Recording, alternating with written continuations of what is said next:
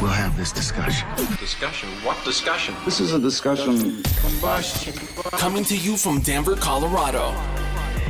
This is Discussion Combustion Podcast with your hosts, Kevin Batstone and Arthur Raw. I've had a fun conversation with you so far just before coming on. It's interesting because you're a public speaker, and we talked to a lot of people here, and I had like a little bit of butterflies before you came in. Why? Because I know that you work in ethics and you do all these things and help motivate people. And just being at this side of the table with one of my best friends, we have an honor to talk to so many amazing people, right? And you are doing amazing work. Like, you teach at DU. Is it also CSU? No, just DU. Just DU. Okay. And ethics. And then you're also a lawyer. Recovering lawyer. Recovering lawyer. I like that term. Yeah. I like that term. So a hard worker, you know, and when you're around hardworking people, they make you want to work harder, right? Absolutely. That's Yeah, all about who that's you surround cool. yourself with, of course. And Corey Ciocchetti. Yeah. Did I get it right? Chick and Eddie. Chick and Eddie. Corey Ciocchetti. And the only reason I knew that was because I did a little bit of research on your YouTube channel, watched one of your, at least the first 10, 15 minutes of your seminars. Hopefully I get a chance to finish that later. But love the work, love the energy, and I'm super excited to sit down with you here and have a conversation. At my wedding, the pastor said, "Here's Mr. and Mrs. Chickadee." Chickadee? I looked at my wife and she was smiling, so we were good. But I mean, that's obviously Italian, right? yeah, he knew us. And does it bother you when people say Italian? Because I say that a lot, and people No. get really upset with If me. they pronounce my name wrong, it doesn't make me mad either. So I did pronounce your name right, but I still say Italian. So I'll take partial credit on that. But you were born in the States. Yeah, Colorado. Okay. Oh, another native. Yeah. Nice. Me Arvada, too. Colorado. Oh, here, I'll dap on right. that. There we go. Sorry, Yeah. Kev. You're from... I'm a New Englander. Yeah, you're Okay. from out there, You're a so long you don't ways get from that. home. A long ways from home. It's funny you mentioned that because last week on Happy Friday we were talking about how Colorado is one of the only states that refers to Coloradans as natives. Yeah, we're a lot of other proud states don't about it do or that. something. They call themselves like Texans or I'm a Californian, but you don't interesting. hear like I'm an Ohio native. Yeah, I didn't know that. I'm an Ohioan or something like that. So that was kind of an interesting fact we learned on Happy Friday. Yeah, cool. Yeah, I mean, look, everyone wants to move to Colorado. And so if you're born here and you grew up here, it's kind of bragging rights because Yeah. this is the state everybody wants to move to. Yeah. So you grew up in Arvada. Now, as a native myself, I've done like a little bit of snowboarding, not too much. Do you hit the mountains often? As a kid, I Yeah. did, and then I got too busy. But we have kids now. I want my kids to learn how to ski and snowboard, and that'd be fun. How old are the kids? 9 and 6, 2 little girls. So they're about ready to hit the bunny slopes. Yeah. Yeah. It's fun And stuff. they're athletic, man. They do gymnastics and soccer, and yeah, they're cool. That's awesome. That's awesome. How fast did that 9 and 6? Well, we'll just say 9 years, right? Because that's the oldest. How fast did that 9 years go by for I you? made a point to not let it. People Okay. always say it went by so fast, and I made this like conscious effort to not let it. So I was really deep in it with them. The late nights and the diapers and the tears and So I wouldn't say that. So what would you do then in those moments? Because I kind of find this curious, right? Everyone can develop a mentality to appreciate the now. I feel like you were focusing on appreciating the now more. Is that what slowed it down for you, would you say? I'm an old dad, right? Like I'm 46, I have a 9-year-old, 6-year-old. So I kind of glad I wasn't 20, because I wouldn't have been that maybe intentional about it. But I really, you hear people's stories about raising their kids, and I wanted to be really good, a really good dad. And so I just was real intentional about it. It was hard. It wasn't like it was all blissful fun, but Yeah. I couldn't say it sped by. That's awesome. Yeah. That's kind of my folks were. I mean, my dad, I think, was like 35 or 36 when I was born. So, and he says it was the greatest thing was waiting because he was able to, go through some stuff, figure out, life a little bit, and then maybe think about Yeah, kids. you're not poor anymore. yeah. You can actually. Poor and struggling, trying to pay for another life. Yeah. Yeah. Well, and like you were saying in one of your seminars, you were like $120,000 in debt. You're like, well, I guess I better go do this law thing, right? So for the listeners and viewers tuning in, let's kind of turn the wheels back and dive into the nuts and bolts. How did you get into this? So I was a first-generation college student, and so when I went to college, I didn't have a clue. And as a college professor now, I can really relate to students like that, and we have a lot of those at DU, and so no one could really give me a ton of advice, and so I thought, well, I'll just go to college and so I can be rich.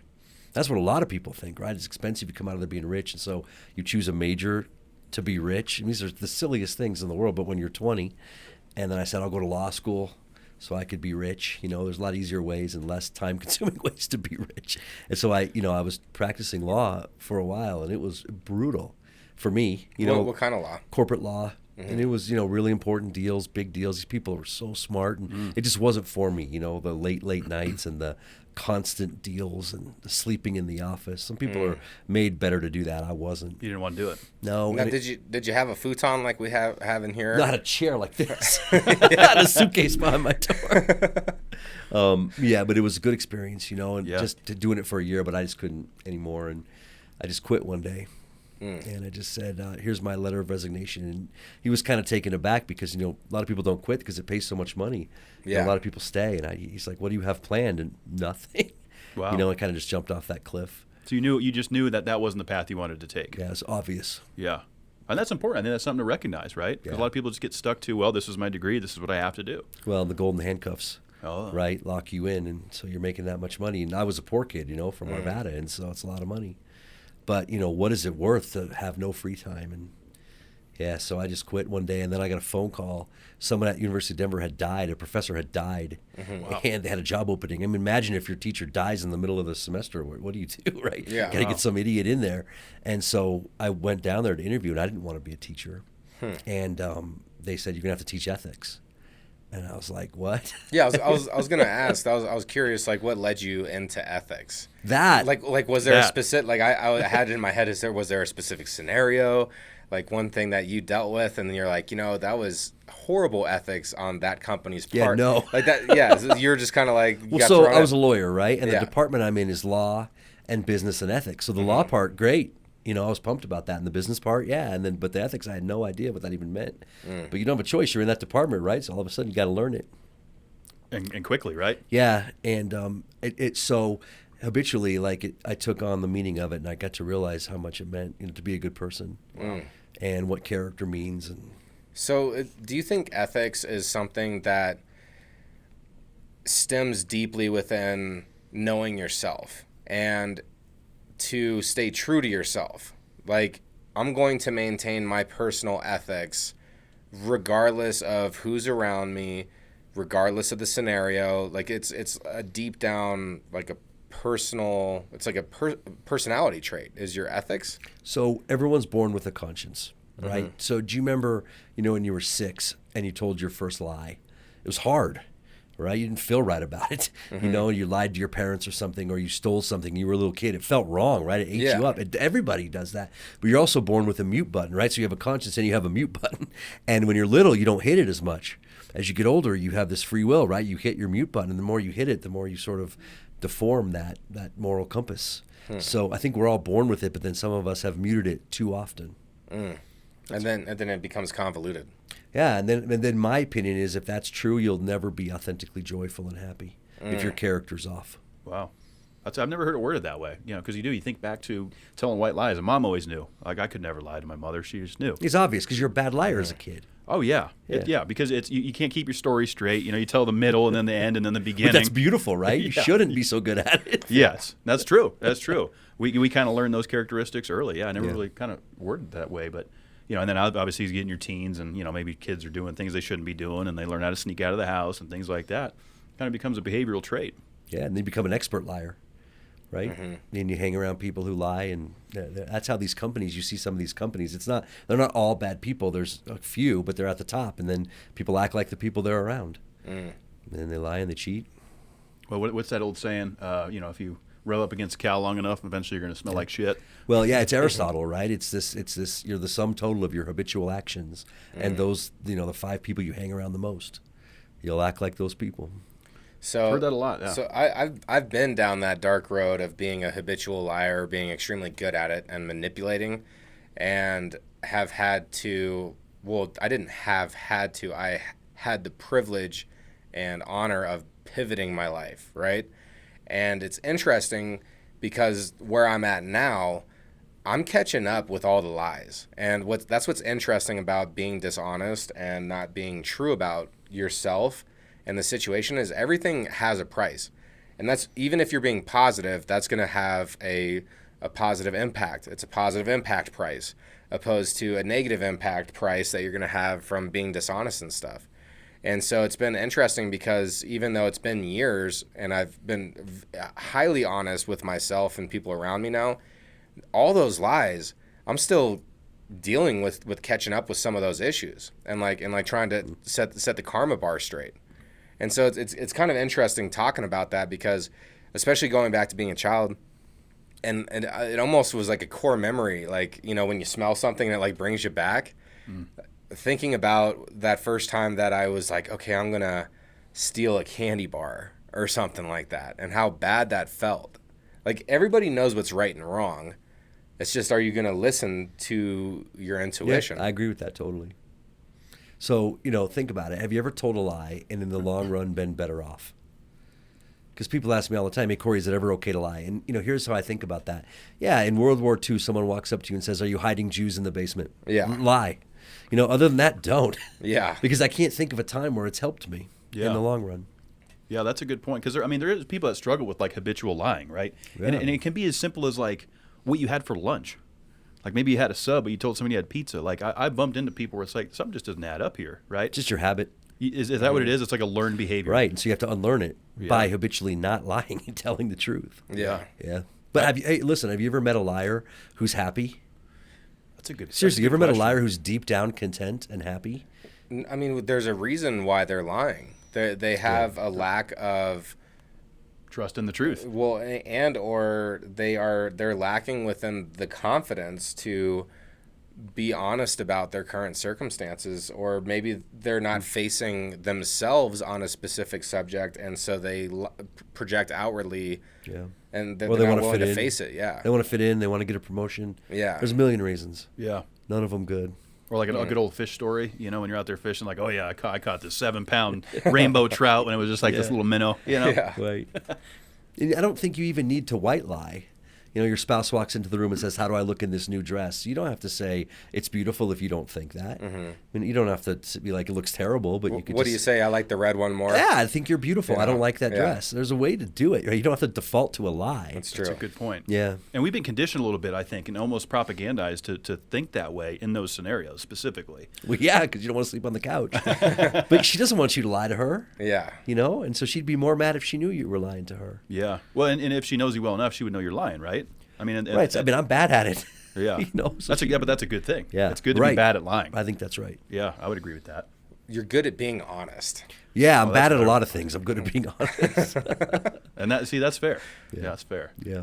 So ethics, what I'm sure you get hit with a lot of questions. What was one of the most blatantly obvious ethical question that someone's asked you? Like, is it okay if I do X? Oh, this is a good question. So people always come up to me. I'm assuming they would come up to, like, you ever met Tony Horton or heard of Tony Horton? He's the P90X workout guy. Yes. He's an interesting guy, right? Can you imagine what people ask him all the time? Like, hey, man, how do I get fit? Mm-hmm. What if I do this fad diet for a month and I don't eat for a month? You know, he was tired of all those questions, right? So I heard him give an interview once, and he says, you want to get fit? You take this workout DVD, you put it in, and you just push play every day. And I'm like, well, that would work, right? I mean, you would get fit if you worked out every day. Mm-hmm. And he has this other line. He says, you do your best, you forget the rest, right? So people ask me all the time, could you just give me a book, Corey, so between now and Easter, I'll read it for 15 minutes a day and I'll become a good, happy person. And there are books like that, and they're useless, right? You'll return it.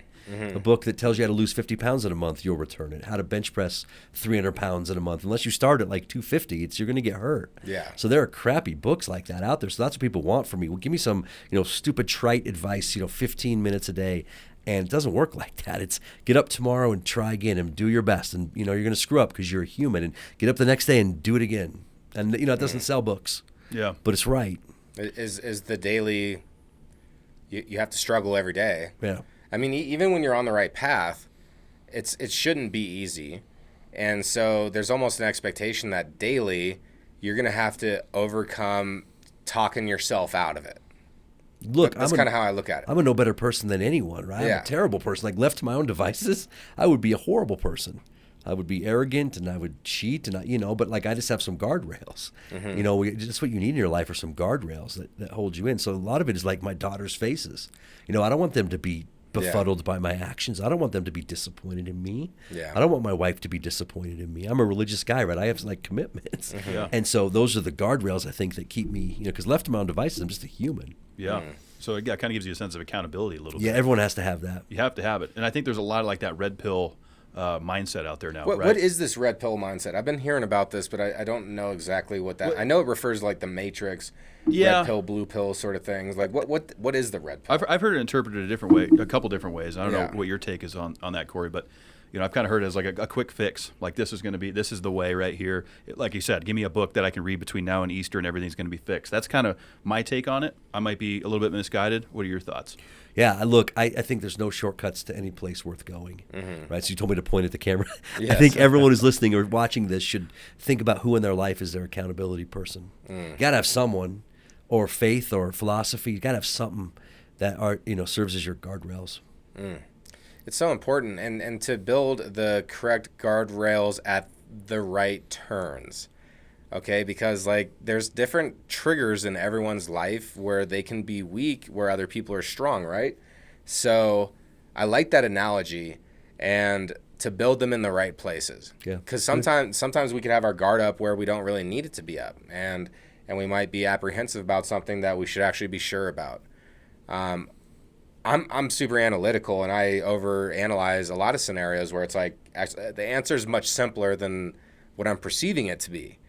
So it's interesting though, and like ethics is such kind of it's almost a broad topic, but that is simple too. It's like ethics is do the right thing, right? That's like the simple way to say it. When no one's looking. Yeah.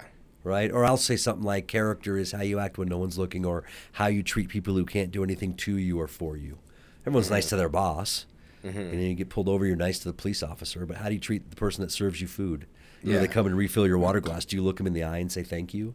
That's where your character is shown, when no one's looking. Good point. Yeah, that's a good point. Because again, I think a lot of people just want to play the game, and we were talking about social media a little bit before we hopped on the air here, and I think we see a lot of that on social media.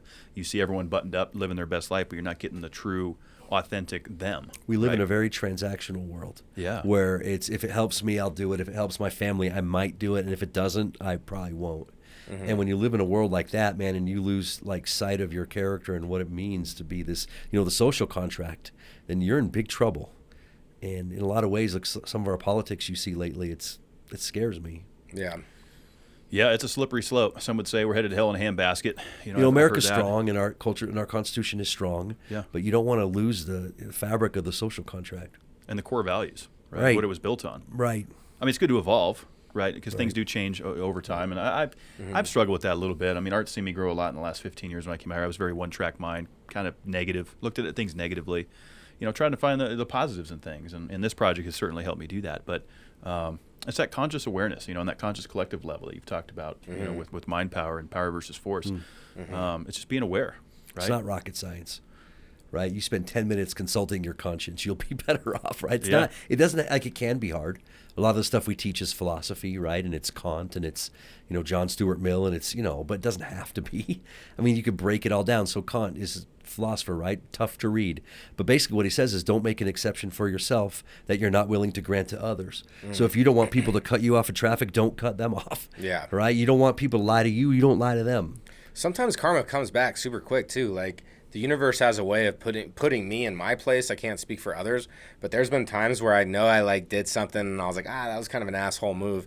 And then all of a sudden, less than 5 minutes later, I am dealing with that consequence. and then it is. Yeah, instant karma. Especially when you notice it, because it's like, all right, I knew I shouldn't have done that, and now I'm getting the repercussions immediately, and it's astounding. So I really, truly believe that there is this sixth sense that all humans that we do all have access to.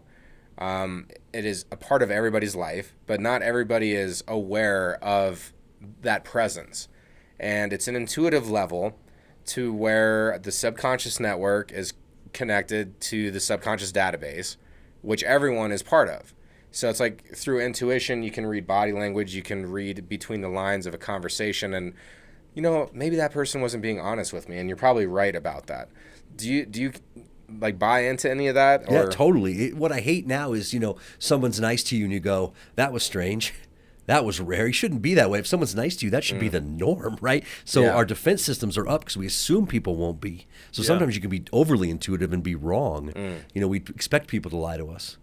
Yeah, and it's almost backwards, right? Yeah. We should be thinking the other way. You know, because like you said, it kind of goes back to the old saying, as you know, Mom told me as a kid, treat people the way you want to be treated. Yeah. And now when you do that, you're right. It's almost like, well, why is this person asking me how my day is? Yeah. You're surprised. It's a lost art. It really, it's kind of strange. Yeah. And there's a lot of contributing factors to that, I think. Well, you know, I'm raising my kids that way too, right? You know, look someone in the eyes and talk to them. And it's hard, though. With my students have a hard time sometimes with phones and distractions. And, you know, COVID made it worse, and you isolate yourself, and it's scary. Mental health stuff is real.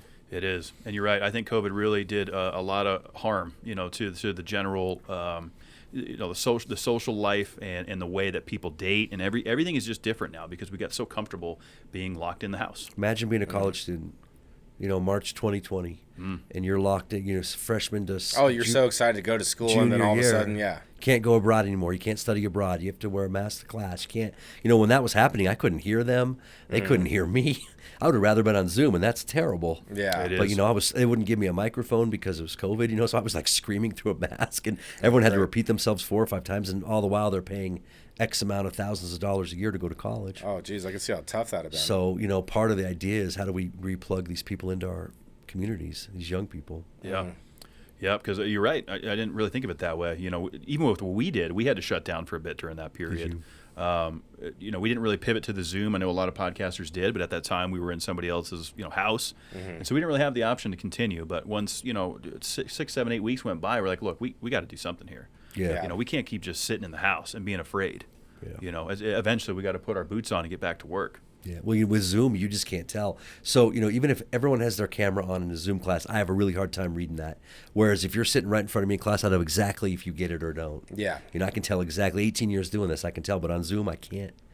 Even if the camera's and on. on Zoom, you're always interrupting each other, right? Because there's that slight delay, and then everyone's always apologizing. Oh, I'm sorry, I'm sorry. Or someone's asleep, you know. Or like, Yeah, exactly. Or they don't turn their camera off and they go to the bathroom or something. I'm glad those days are over. Yeah, no, I would agree. I mean, there was a lot of people that lost their careers just because they forgot they were on camera and they're sitting there maybe pounding some whiskey. One guy stood up, he had no underwear on. You know, I mean, it's like, come on, guys, we got to at least maintain some sort of professionality here while we're on Zoom. Yeah. So what do you think? There's, you know, the pandemic, which obviously was a huge societal change. Like, it changed a lot how people interact.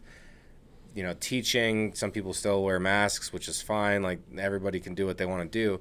But how long do you think it would take to break that norm and get back to the old norm? Or do you feel like the old normal is in the past now, and like what is to come will just be a new normal, like a new thing? I think we can get back to it, but we got to be intentional about it. So at school, you know, now I'm running events where I get these people plugged in. We're doing a mental health week. I'm running it next quarter. Just, you know, how do we help these students who might feel friendless, or, you know, you just got to involve them in stuff and bring some joy to their life. I think you can get back to it, but you can't just. I think you can't assume it's just going to happen. Yeah. Yeah, I think that's fair. I mean, it's going to take an active effort to do so. Because again, I think, you know, after 2-3 years of this, people got very complacent, including work from home individuals. There's nothing wrong with working from home a couple days of the week, but for me, I'm the type of person, I need to get in my car and drive somewhere, whether it's here to the studio, go see some customers, whatever the case may be. I perform better that way. Because I'm at the house, I get distracted. I want to start cooking, I start goofing off. I got to get moving in order. And so for me, you know, I was fortunate enough to maintain the grocery business during that time. So I was forced to be out in the market all the time. I didn't really feel a lot of the constraints of having to be on the lockdown. And so I never really felt that too much. Yes. I have to get out of the house. As a speaker, it just died. Yeah. I remember it was March 2020. We went to Cancun. It was like the first time we left our kids. My wife and I went, and I'm like, they're going to shut the border, but we got to come home. And that's right when it was happening. So we flew home. Everyone on that plane had COVID. I mean, everyone was like sick as could be, right? So I get back, and the next day I got like 50 emails. Hey, the speaking event we have you booked for is canceled. It won't be rescheduled. 50. Yeah. You know, it just hits you hard. And so when I talk about this with people, it's like, but was there a silver lining to the pandemic? Yeah, I mean, I got to spend more time with my kids. Yeah. I got to coach the soccer team. I wouldn't have done that. You know, I got to have more time at home. I wasn't on airplanes all the time. Did it suck? Yeah. Like, I lost a lot of money. Yeah. But, you know, there's a silver lining to a lot of this. And so with my students and my audiences, we look to that a lot. Like, what's your pandemic silver lining? Well, and it's so true. And that's a healthy habit of human behavior, is to see every problem as an opportunity. It's an opportunity to overcome, learn, and become stronger from. And whenever you're approached with an issue or a struggle or something that rubs you the wrong way, it's easy to be reactive, right? And that's almost like the hair trigger automatic reaction, and that's just a human thing. But if you can be a little bit more intentional and notice and be aware of, okay, I'm actually getting challenged right now, and I'm going to be proactive about this instead of I'm going to react to it and complain. Yeah, like, great. you're not going to get anything out of complaining about stuff. So if you could be proactive even through problems, then there's always going to be that silver lining of, how did I become better from learning from this issue, from this ailment, whatever it could be, right? So that anyone has that power. And problems are going to keep coming. Challenges are going to keep coming. Yeah. So it's almost like, are you going to stay reactive your entire life, or are you going to Be proactive. Yeah, expect there to be a new hurdle down the road and be prepared to jump. Well, like you were saying, around every turn, you got to have a guardrail. I like that terminology. I picture that. I'm a very visual person. And a quote I say on here a lot from one of my favorite coaches, Coach Corey Wayne, is people do more to avoid pain than they will to gain pleasure. Typically, majority of that's where the mindset goes, right? And that kind of piggybacks off of, it's easier to complain than to get after it and grab the bull by the horns. And it's true when you think about it. And what does that mean exactly? Maybe it's tough to make that change careers, move to a new city, meet new friends, doing things you're uncomfortable with. And I think we're seeing that a lot now coming out of COVID again with the social aspect of it. When I go out for a meal or, cocktails, happy hour, people are buried in their phones. It's like, we're here to socialize. Why are we looking at our phones, right? Yeah. And Welcome to every day of my life. Yeah. At university. It's hard, right? So in my yeah. class, I've stopped allowing computers because they're not taking notes, right? They're looking on at Gmail Facebook or whatever. or- Yeah. yeah. And so at first they go, oh, this sucks. I hate this. And by the end of the quarter, like, this was awesome. I actually learned. I'm like, yeah, because you had no choice but to listen to me, right? You had to, like you should. I'm sure your students get a little pissed though, right? At They're first, but then they love it. 'Cause Yeah. I'm like, I don't need you to memorize stuff. I'm not going to grade you on what you can memorize. Yeah. I want you to talk to me. Like, I give oral finals, and so they have to sit in front of me for 15 minutes and do this oral final. Well, that has nothing to do with memorizing. Interesting. So what do you know? Wow. Yeah. So I if like you put that. your computer away, you'll know. Well, and it's so, technology is relatively new, right? Like, if you think about it, I'm 35. I was born in 87. As I'm growing up, there was no screens in my face, no touch screens. I played with G.I. Joes. I wrote down stuff in school. It was all handwritten notes. None of this stuff existed. And that relatively, on the time scale, is especially of humanity in itself, is a blink of an eye. And so quickly has technology been integrated into everybody's lives and what we do. And it's such a fixture now. And it's so new that I feel like we are still in that learning phase as cultures around the world. I still feel like we're in a learning phase of what is the overall impact of this. I mean, you think about Gen Z and kids who grew up with screens in their faces all the time. Like, how are they going to look in 30, 40 years? How is that mental health? Yeah. What's humanity doing at that point in time? And so, to echo the point of taking away the screens in the classroom and just having conversations and getting back to the basics of what humans have been doing for thousands of years prior to this. Like, even like you and my folks, I'm sure, like, when you set a date with somebody, you would go meet them there. Like, you didn't talk in between. There wasn't all this texting and stuff. There wasn't all these pictures we'll being just see you there. exchanged. Yeah, and that was healthy, right? So now humanity's getting away from the basics of communication, the basics of face-to-face interaction. There's fear of socialization and being vulnerable. Even though people see strength in vulnerability, but people are afraid to be vulnerable and open up in front of people. And it's really interesting. I love psychology. I like ethics as well. It's a fun conversation because there's so many layers to it, right? Well, technology is awesome. So I can put a test out or whatever. I can collect everything on a computer. It's all in one place. I don't have to grade everything. It's awesome, right? If it's used as a means to the right end, it's great. This Chat GPT, I'm sure you've heard about that. This AI bot, Super you cool. could type your essay in there, and the whole thing will pop out a 12-page essay for you. Yeah. Again, I'm not against that unless if you use it for the right reasons, it's helpful, right? Use it as a study aid or something. Just don't turn it in. Yeah, use it as a tool instead of a backstop, so to speak. Yeah. Because I think we're falling too much on just those easy things. Just plug. Here it is. Here it's done for you. We've kind of lost a little bit of that originality and that touch. That Well, it's personal cheating, touch. right? It's not your own work. Cutting the corners. Yeah. And so how does that work then? So, I mean, do you think like plagiarism plays into that at some point? It's interesting because this is an interesting legal question, but has Chat GPT, that program, waived its copyright on all that stuff it produces? It must have. Wow. Because I think it wants you to use it. Yeah, I mean, you So- could input some stuff. Like one of my buddies, Clint actually, he has, like, he'll make a custom children's book to read his kid at night. Like his little Leo, and Interesting. I love that kiddo. But he'll be like, "Hey, I want a story of Link going to save the princess, and these are the scenarios that he's encountering." Like Zelda? Yeah, Yeah, that's and, great. and That's then great. and then it will write a children's novel. Wow. With some talking points. Yeah, based upon his input, he can create like a children's novel. And he was all telling me one day, he's like, you know how you were saying you want to write a book? Well, you could do it in 2 weeks. Just use Chat GPT. And there's part of me that that's not authentic though. Right. And it's not your intellectual property. And I like what you said, Kev, is like use that as an area to kind of get some feedback and see if you like where it's going. Yeah. But nothing will compare to putting it in your own words, especially the feeling of completion. Once the work is complete, and if you cut corners, you're going to know deep down that you cut those corners. But if you actually did it yourself, then you're going to actually have this sense of accomplishment that I actually did that. Like I didn't cut a corner.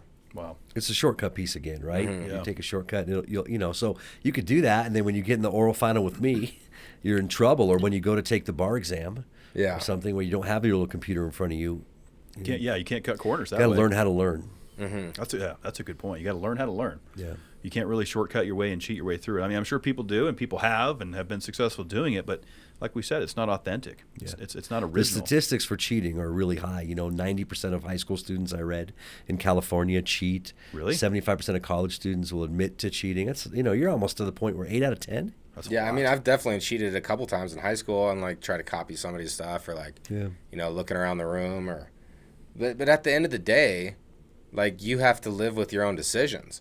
And I guess that comes down to like, personal ethics. There's business ethics. How many different areas of Well, ethics are there? Look, there's one to me. Okay. I really strongly believe you're the same person at home as you are at work. Yeah. Right? So you lie at work, you'll lie at home. You cheat at home, you'll cheat at work. Yeah. Which is kind of a relief, right? You just have to be one person, So I think there's, one. true.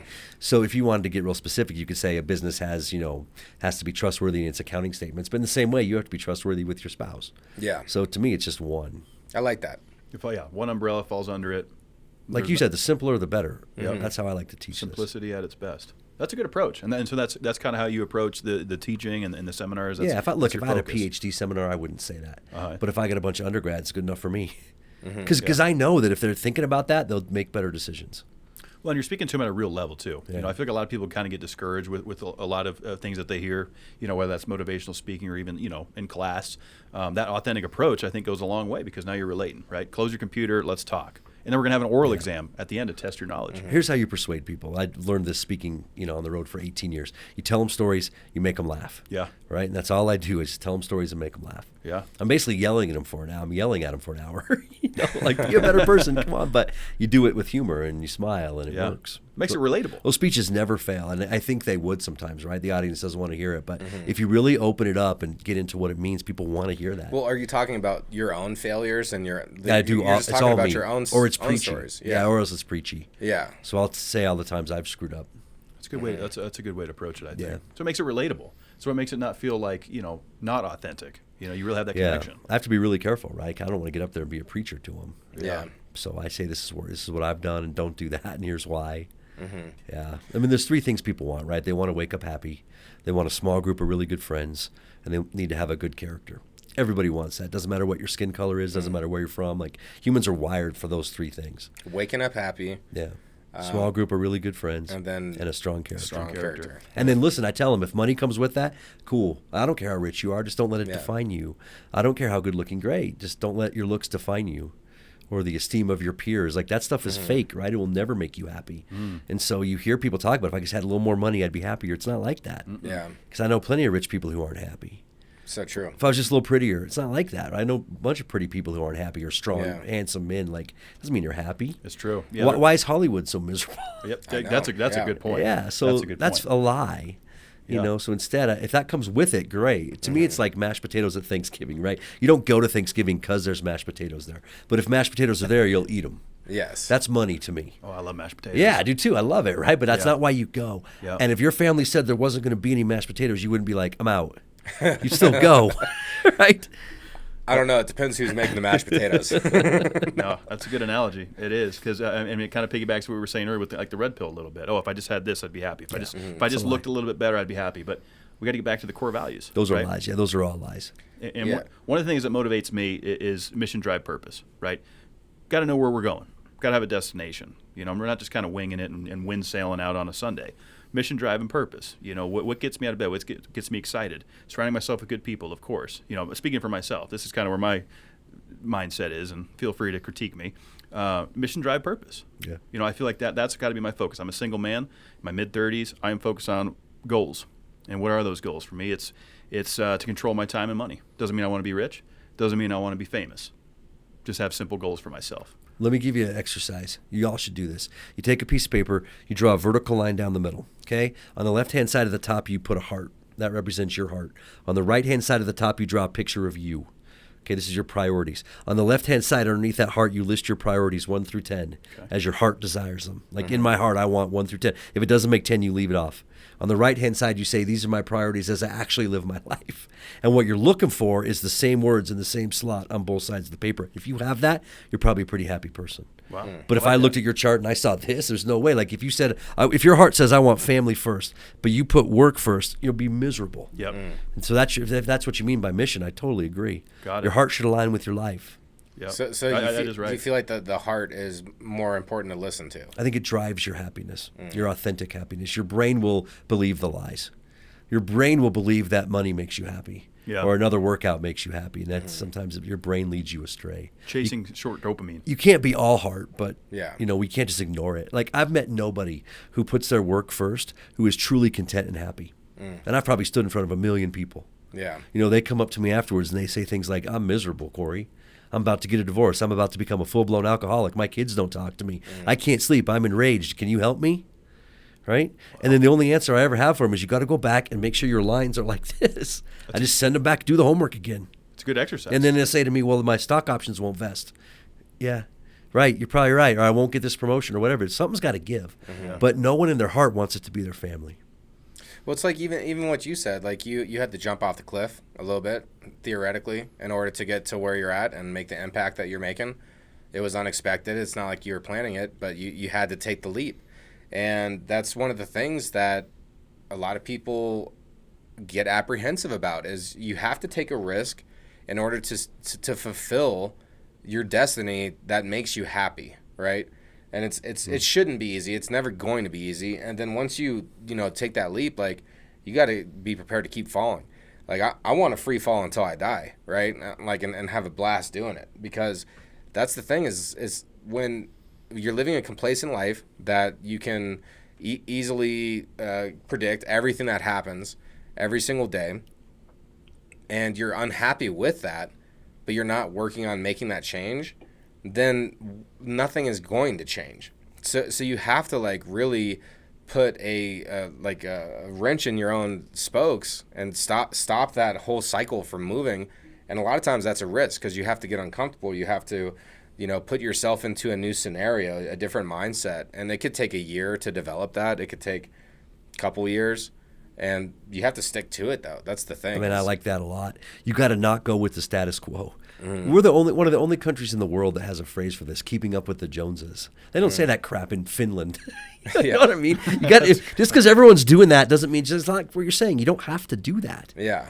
Right. So why do you think America's wired like that, where we all are trying to appease the social norms? And do you feel that the newer generations are less apt to try to follow the social norms? It's the American dream, but they're not interpreting it right. So the American dream, as commonly interpreted, is this is America. I can do almost whatever I want with my life. And let's be fair, that's true. I love this country. Like when I was a kid, like I said, single mom, this is the only country in the world where I could grow up and be a law professor. I love this country. But the American dream should be, you've made it, now slow down. You've made it, calm down. You don't have to keep constantly chasing. Like if you win the rat race, at the end, you're still a rat. right? So it's a misinterpretation of the American dream. Like, you can. I agree with that. Yeah. For most people, that's true. And then when you make it, stop, slow down.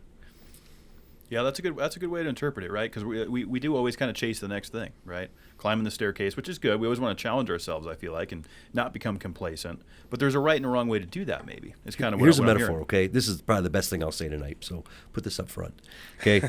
You can climb the ladder of success and get all the way to the top. You just need to make sure it's leaning against the right wall. And so what I tell my students is, I don't care about your ladder at all. I care deeply about your wall. Everyone has to consult their wall, right? And so if you can climb and climb and climb, just make sure the wall's right. Like, if you want to climb and climb and climb and being a good dad, you never stop, right? But if it's always the next promotion, always the beach house or whatever, it's fruitless. Yeah. Because you get to the top and it won't make you happy. You'll never get enough of what you don't need to make you happy. You've heard that. So is it like, okay, so everybody wants to pursue something. That's the ladder. But what are they actually pursuing it for? Yeah. Is Is like the the wall. foundation. Or Yeah, well, what are you going to do if you get to the top and you don't like it? You got to climb down? You got to pick your ladder up and move it to another wall and climb back up? That's exhausting, which is why so many of my lawyer friends didn't quit, right? Or you see a lot of, my wife's a surgeon, right? A lot of doctors, like, they don't really like it, but geez, what are you going to do? Climb down and start over? And that's what I did when I quit my law job. I just, like, jumped off the ladder, Yeah. you know? Slid down, moved the ladder to Was another there wall. padding on the floor at least? No. It was a hard hit. Brand new married. Yeah, my wife was in residency. They don't make a lot of money. We didn't have any kids yet, but like I'm like, great, I'm going to be poor again. Wow. Here we go. Yeah. Yeah. But I was the wrong it was the wrong wall for me. And you knew it. Yeah, and these people at this law firm, they were at the very top. You know, and some of them were happy, but a lot of them weren't. Wow. Yeah, I mean, kind of what I was saying a little bit. Now that I've seen, the lines that I need to draw out and write out and visualize, goes back to the mission, drive, purpose again. I think, we were speaking similar vocabulary there. Where do we want to put this ladder? Is this the right wall, right? We're not just trying to see what wall. We're not moving around playing musical ladders here. Pick the right wall to put your ladder on. It's You kind of spend what all I'm that time Yeah. climbing. You better be right. I tell my students, you choose your major carefully. Choose it because you're going to climb and climb. For what purpose? Right. And they're to see what's up shocked. there. No one ever talks like that to them. Yeah. Someone will say, well, you want to make the most money you can, or you need to cure cancer. I mean, someone needs to cure cancer, but like, There probably is a cure for cancer already. There's just so much money, and I won't go into my experience. All the experience. What is it called? Conspiracy Conspiracy. Yeah, the experience The of big pharma- conspiracy. Yeah. Big pharma. I have no comment. But, it's like someone needs to do that, right? There's this quote there's a poem by Ralph Waldo Emerson called Success. And he says, you make a difference. You leave a legacy, right, by a healthy child, a garden patch, or a redeemed social condition. Well, think back for a second. If you back to second grade grammar, you've got a sentence, right? And it's got a bunch of blanks, and you have a bunch of commas. And after that last comma, you put the word or. That makes all those things equal, right? So it's just as important to cure cancer as it is to be a good dad. It's just as important to cure cancer as it is to plug into your garden patch. This is your garden patch here. This is important. Right? People are listening to this, and it's going to affect some of them, right? It matters. Someone needs to cure cancer. My mom has cancer. Yeah. Right? But there's a lot. You're not a failure if you don't cure cancer. Yeah, you're right. That's a good way to look at it. I mean, it kind of levels the playing field a bit. It's not saying one thing's better than the other. It's just what It's makes hopeless. the most It's sense. hopeless, right? If that's Yeah. your only goal. I want to be the best accountant ever. Why? Yeah. Why? I want to be the best corporate lawyer in the world. Yeah. Why? Yeah, like why are you chasing that? Yeah. What are you looking to fulfill by doing that? Yeah, I mean, I want to be a really good college professor. I want to be a great speaker. But that's not my ultimate goal. It doesn't define me. Yeah. So in your experience, I mean, obviously you've talked to a lot of people, and they come to you. You obviously heard this tale many times, right? People say, look, I wanted to be the best, this, that, and the other. I made it. I made it to the top. I'm making $250 a year, whatever the case may be. I got the houses, the cars, all this stuff. And they're unhappy. Like you mentioned, they're still unhappy. And where do you typically take that coaching when they're at that point? To their priorities list. Back to the list. Go consult your heart. And you know what they always come back to me and say? I want my family there. Okay, well, make it so. Well, I won't, blah, blah, blah. And, they don't like the trade-off. Yeah. See, they're getting to the reality of it, which is if I do what you say, it's going to cost me. Yeah, it will. It's funny. My wife will see people in the operating room, and that she does trauma work, and they'll be on their deathbed, right? No one on their deathbed ever looks at her and goes, Doc, I'm dying. I wish I would have had a little more money. Doc, I'm dying. I wish I would have been a little more successful. I wish I would have got that promotion or traveled more, or partied more. They look at her and go, Doc, I'm dying, and I wish I would have been a better person. Wow. Well, that's convicting, isn't it? Like what people say on their deathbeds is true. They had no incentive to lie. Yeah. So let that be a lesson. Wow. Yeah. That's pretty intense. Yeah. Yeah. Well, and it's like, what does a good person Is there one type, like, okay, so I'm putting it together. Everybody's going to interpret what a good person is differently. Like what their values are for being a good person. My values might be different than yours. But I feel like overall it's a simple answer too. Like I feel like there's like being honest is a quality of being a good person. Being vulnerable and being able to look at yourself in the mirror and look at the demons in the eye and be like, I have these issues. Like, what makes a good person? Let's go a little deeper, right? Yeah. You should look out for the greatest good for the greatest number of people. That's one, right? Not just yourself. Yourself for sure, but everyone around you. Okay, you should try to not make exceptions for yourself that you're not willing to grant to others. We talked about that. And then, like you said, you should try to live somewhat of a virtuous life, right? This integrity, courage, fairness, responsibility, transparency. You should try to live that kind of life. And those three things, you combine all those things, that's a good start. And how many people do you think are actually out there doing that? More than you'd think. Right? Yeah. But like 15% of people? Like 20%? Like, I don't know. I want to say more. I want to say 40%. Those just aren't the ones you see. I was going to say a third, yeah. They don't make the news. Right. Unfortunately, right? It's the scammers and the con artists. And why is that? Why? Because the news is irresistibly drawn to that kind of drama. Well, because that's what drives ratings, right? Yeah. It doesn't come down to the facts; it comes down to ratings. Remember the Westboro Baptist Church, and they would yeah. go protest a soldier's funeral or gay wedding or something, same-sex marriage. And if you're the media, you don't have to cover that.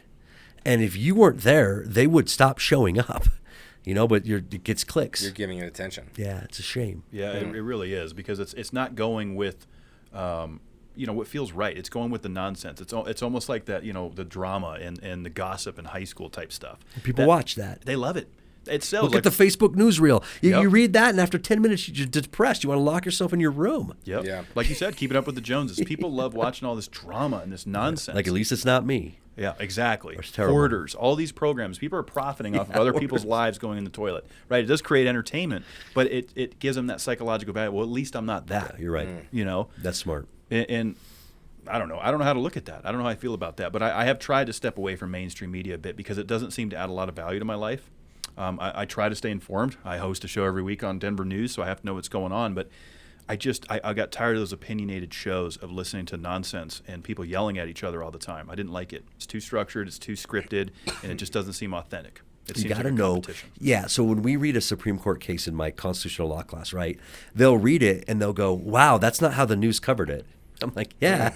But this is what it actually says. And so go tell 20 people. Yeah. The antidote to falseness is truth, is veracity, right? Like you read it and you know what it says. So I make them see it, and they're shocked. Yeah. Well, it's because you want to have this blind faith. And I have this major news outlet covering this. It must be fact. Like, it's up here for a reason. It's put in my face for a reason. It's the reality. But coming from people that I know who have served in law enforcement, and Richard Reed, who came on not too long ago, served in the United States military and then also as a firefighter. Yep. And we talk about just this negative news and how this negative narrative is placed. And, there's a lot of police shootings where a lot of people are shot by police in America, but that seems to be the only thing that's really talked about. And I know people who have, worn the blue stripe and have involved in that. And their stories are of people who are just and trying to do the right thing and doing the hard thing it's hard to stomach. And so I feel like that's another place where it's just good, since we have this platform and the ability to put it out there. Like, I would say that most police officers are doing their job for the right reason, and there's a couple bad apples out there that kind of put out this perception. And until you've actually walked a mile in those people's shoes or sat down with some folks and actually got to get to know them, and they hurt just like everybody else. They might go home and cry after, seeing that dead body, or, that child or that woman who was, mishandled and all these horrific things. But then you get a couple cops that are trigger happy and not really shouldn't be in that position, sure. But it ruins this whole perception that all police are bad. And that's one thing that I want to at least vocalize here, is that I believe that law enforcement is good. It's needed. We need the fire department. These are people who want to help keep the peace, and sure, there's some bad apples in the bunch. But let's not feed into that negative narrative, because that's all it is. It's like this negative narrative that gets pushed. Absolutely. I mean, the first responders, they're some of the heroes that are in our communities, in our neighborhoods, and they're there to help. You know, like you said, one bad apple. I mean, we've seen it across the board, even college professors, teachers. Look how, you know, OnlyFans. There was a teacher somewhere in like Tennessee or something. I can't remember where it was. They got busted for having an OnlyFans account and doing inappropriate things. Right. There's a small percentage of these things that are going to happen, but that doesn't mean that the whole lump sum is bad, right? Mm-hmm. Look, one death in police custody is too many. I agree, you know, but at the same time, those are my best audiences. You give me a room full of cops, it's powerful. Yeah. You know, and I've done it before where their families come in, and I'll give a speech with them and their families, and people are in tears. You know, like they don't know if their husband or wife's going to come home. I mean, a lot of these people are really diligent, good people. Yeah. EMTs, firefighters, amazing audiences. Yeah. You know, but again, one death in police custody is too many. No, I would agree. And we got to wrestle with that. But yeah, these are vast majority are really good people. Overwhelming majority, I would say. I agree with you. Yeah. Again, going back to the media narrative, we focus too much on the negatives and stuff like that. So I want to pivot just a little bit. You talked about, you know, constitutional law. I'm curious to kind of what that looks like a little bit, what you teach, practice.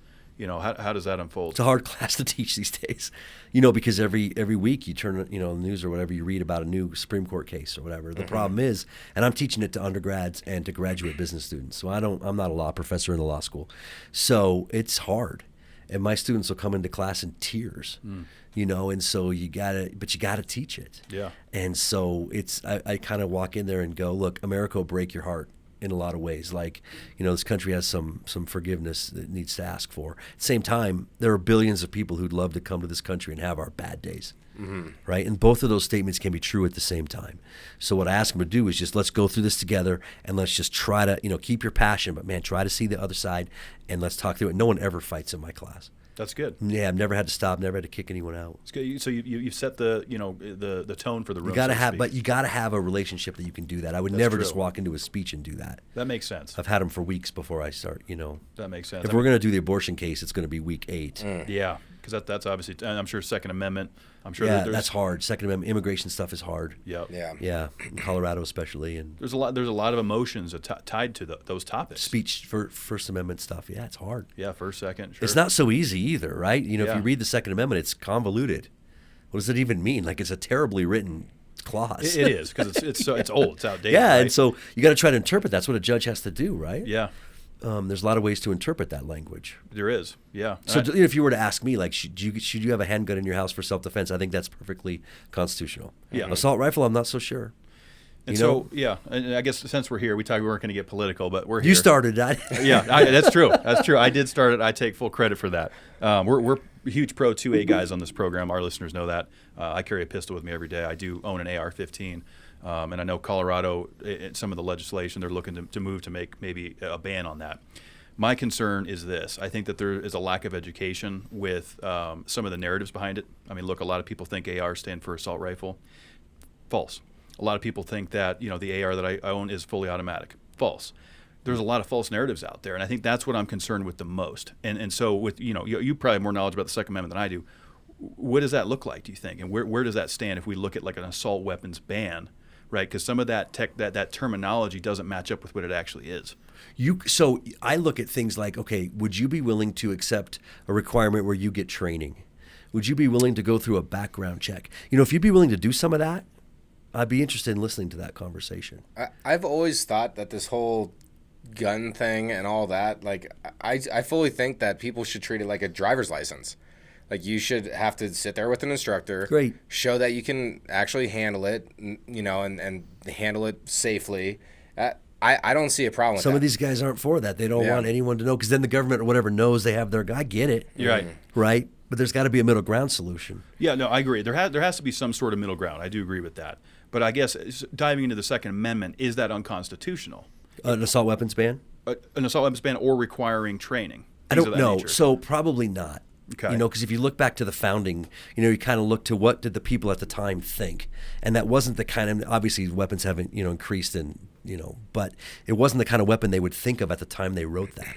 So that might be constitutional. Yeah, that's a good point. That's just curious to get your take on it. Yeah. And take the temperature on But it. but a handgun in the house Yeah. was exactly what that amendment was written for. Sure. Even probably a handgun on your person for self-defense. Yeah.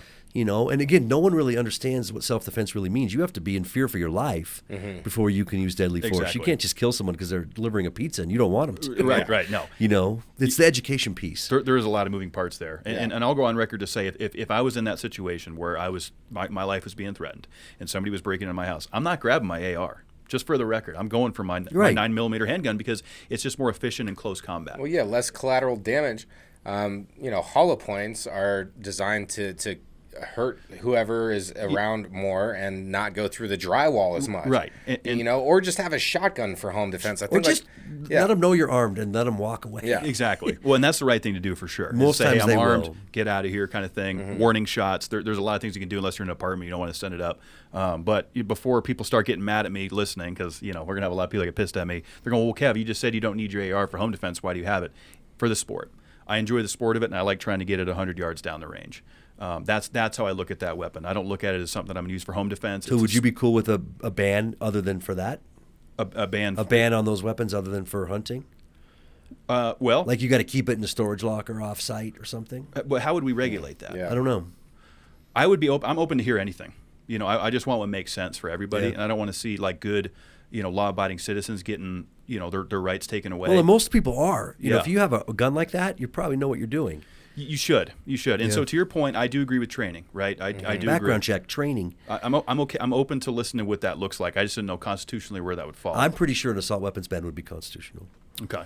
And this would be the state to do it, I think.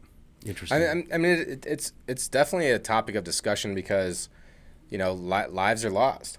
But there's also a lot of lives that are lost from just mishandling pistols within the household too. Like, like your kids get a hold of it or tons. it's I mean, not trained tons. That's all you properly. read about in law school. So like I absolutely despise irresponsible gun owners, and Agreed. I think that's you're not doing any good for society by purchasing a weapon and not treating it with respect. Anything that, even alcohol, you need to treat that with respect. Driving a vehicle, you need to treat that with respect while you're driving it. Anything that can harm others, even like me personally, the words I use, I want to treat with respect. I want to make sure that I'm authentic and make people feel good. I know we could get really deep into that last subject. I'm going to keep this moving a little bit, though. That's probably a good idea. I'm gonna keep this moving a little bit. So I thought that was good, man. No, that Again, was. I don't shy away from this kind of stuff because No, you got to yeah. be able to talk about it. And that's good. And just to close, Yeah. On that, because it's obviously a sensitive topic. He wants to keep talking about it. Yeah.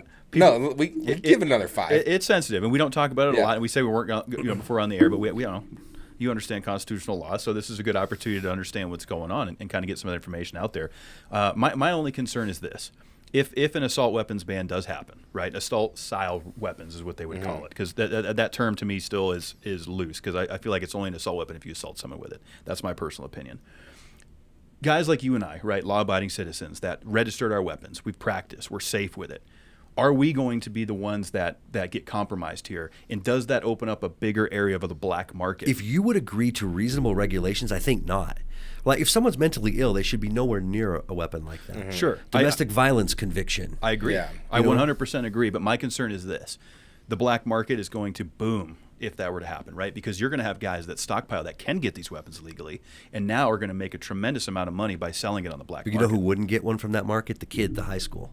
You Who's think? going to shoot up the high school? That's a lot harder than you think for a 14-year-old. That's a good point. I mean, have you ever logged into the dark web? I'm sure they could figure it out, but it's Yeah. not quite so easy. A lot of these shooters you see, they go legally get these guns. Yeah. Where it's just laying around the house and Sure. they pick it up out of the mom's guns. The gun safe's not locked. Well, like Yeah. Adam Lanza, Yeah. and James So, Holmes, those guys. I mean, we have to, and you agree with this, you got to prevent that.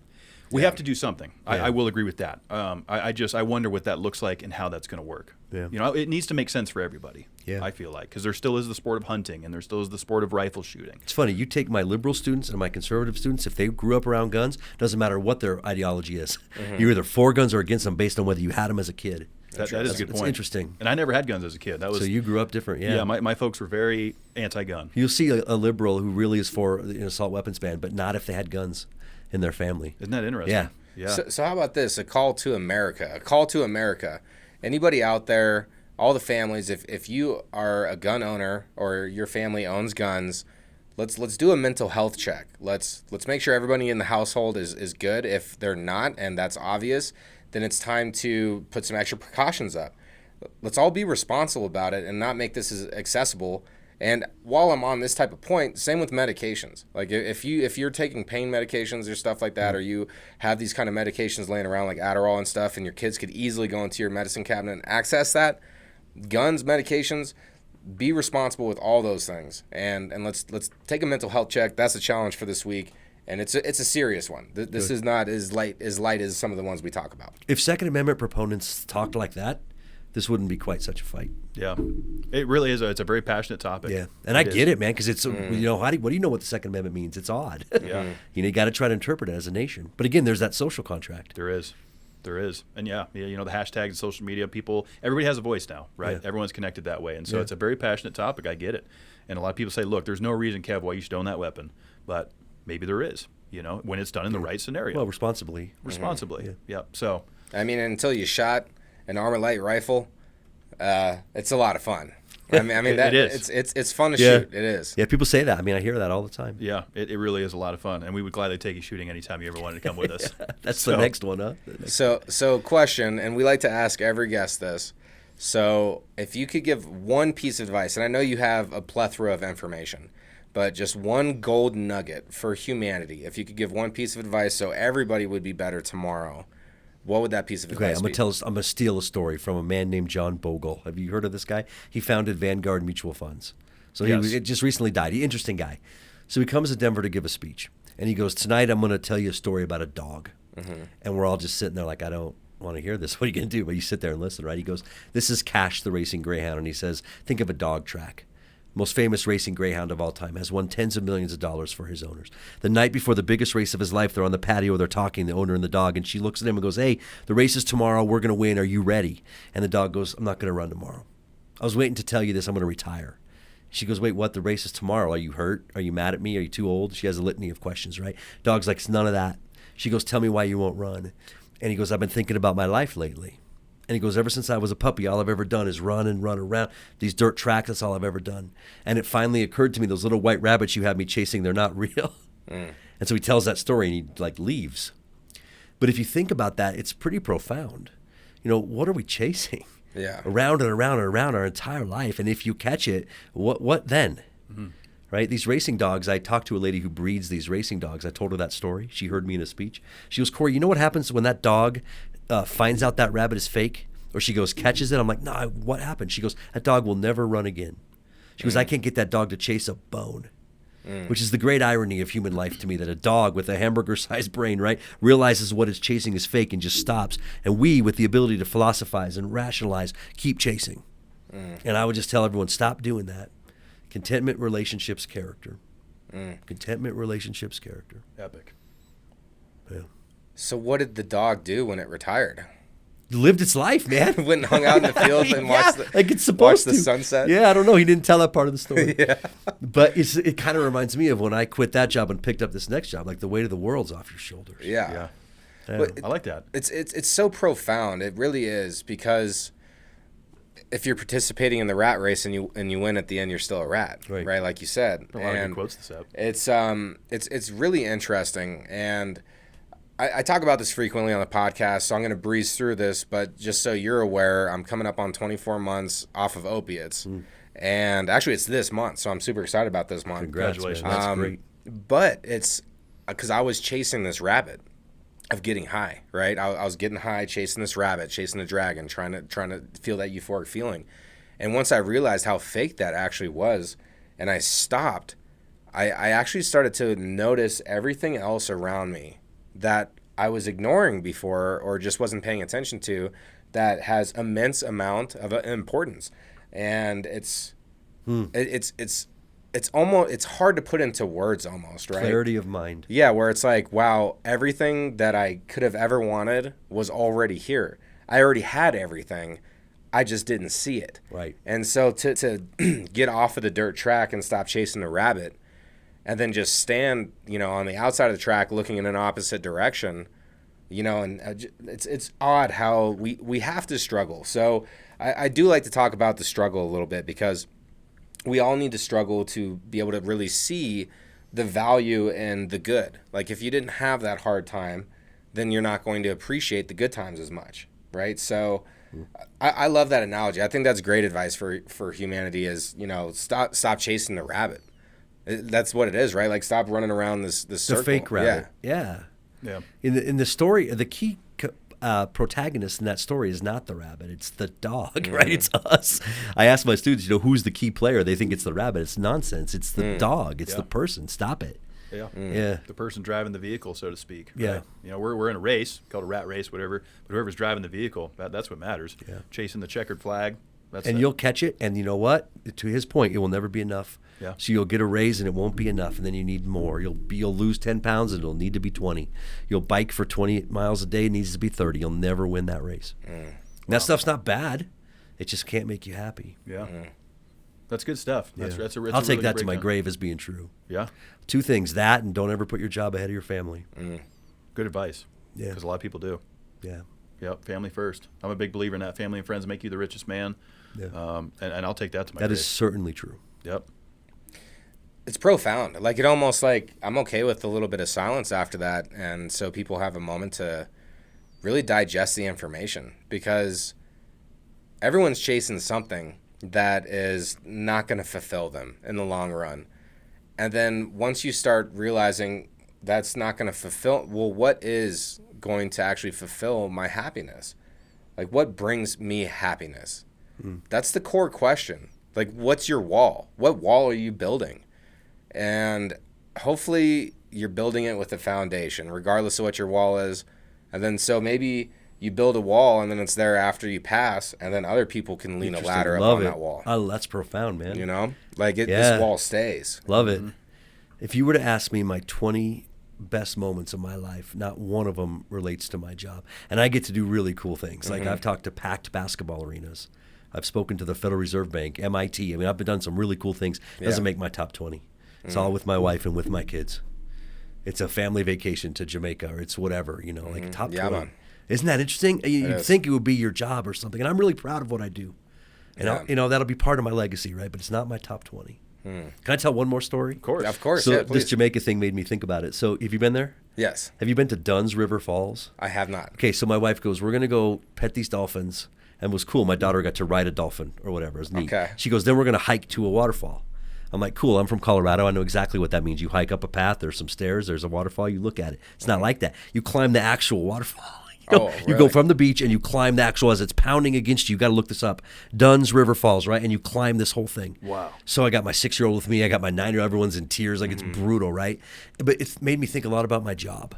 Like climbing the waterfall. That's the title of my next book, because I couldn't see in front of me. You don't know where you're going to step. We're all holding hands so we can make it up. And when you get to the top, it's not like you look back and go, I want to do that again. What a great, I never want to do that again. But it just reminded me, like, this is easy to sit in here and talk about this. It's hard when everybody who's listening to this has to go to work tomorrow and their boss is a prick, right? You're in the waterfall, and how do you react to that? Or you really want to get a promotion. You could fudge a number. Don't, right? You're in the waterfall. That's when it's hard. And it became really clear to me that day. That's great. I love those moments, those eye-opening moments. Yeah. It wasn't like a leadership lesson learned at the top by holding hands. It was, I never want to do that again. But that's life. Finding out what you want, but finding out what you don't want, kind of thing, right? Embrace the suck. I mean, I've been losing a lot of weight recently and fasting constantly, and I'm miserable, but I'm seeing the results, right? And it's like that type of mentality where it's like it's tough for a reason, and I'm gonna keep going. Like I love that resilience. I love that type of energy, and sometimes when I want to quit, I remind myself, I'm like, I've already overcame so much. You're not stopping here. You'll stop when you die. Like until I die. Like that's one of my main things. Like when I make a main commitment, this isn't a diet. This isn't a fad. This isn't a little phase that I'm in. No, this isn't until death. And then I'm going to hold myself accountable on that. And that's tough. It's not easy to make those kind of big commitments to where like this is until death I'm going to do this. In the middle of that fast is the waterfall. Yeah. Yeah, and that's when it's hard. It sucks. Yeah.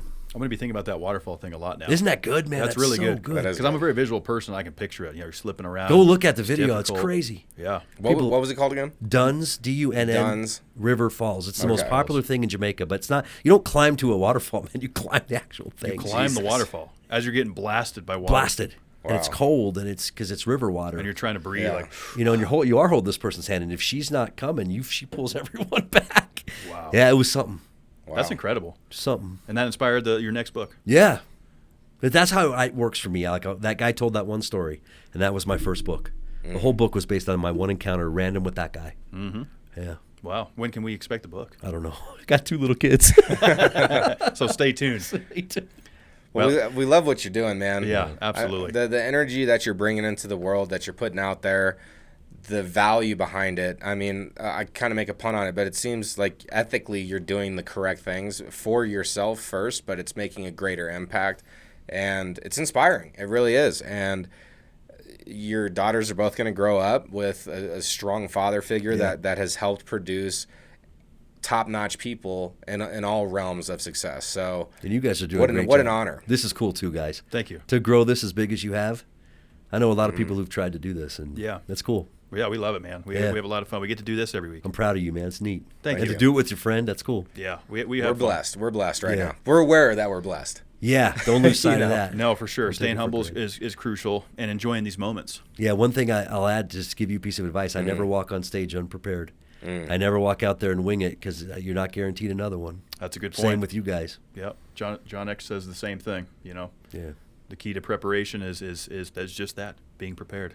Yeah. I never take it for granted. Because Good I say advice. one wrong thing, man, I'm out. That's Same with you guys, you know. Yes, that's true. I mean, we are in a cancel culture market, and I say a lot of dicey things on here, but I want it to be authentically me. But you did it tonight. The Second Amendment was perfect, right? Yeah. You can talk about this stuff Yeah. without being offended. I think so. I wasn't offended by anything y'all That's said. good. Yeah. That's good. Yeah, appreciate the feedback there. It's great. We're going to keep this train moving. Yeah, You know, good. before we get out of here, where can folks get in touch with you? Where can they reach out? Yeah, CoreySpeaks.com, CoreySpeaks.com is probably the best way. Perfect. And there's speaking videos there, and you can get the book there. Yeah, good stuff. Like I said, I started one of your videos on YouTube. Well, we'll include all those in the show notes down below, of course, so just scroll down there and get in touch. And Art, I'm going to challenge you. Do you remember his last name? Can you say it? Can you spell it? Spelling it. Ciocchetti. Yeah. Chicken Eddie's. Yeah. I called United Airlines once. They go, "Is this Mr. Chicken?" And I was so tired of it, I just go, "Yeah." You're like, "Gah!" She's like, "That's an interesting name." At least you have fun with it, right? Yeah. That's Yeah. good stuff. You got to enjoy all the little moments. Look, the little moments add up to the big picture. And when people are on their deathbed, they're not thinking about the promotions that they didn't get. All right. So everybody out there, you know how we like to end this. Be good to yourselves. You deserve it. And we'll cut it there. Yeah, we'll cut it right there. That was man. great, guys.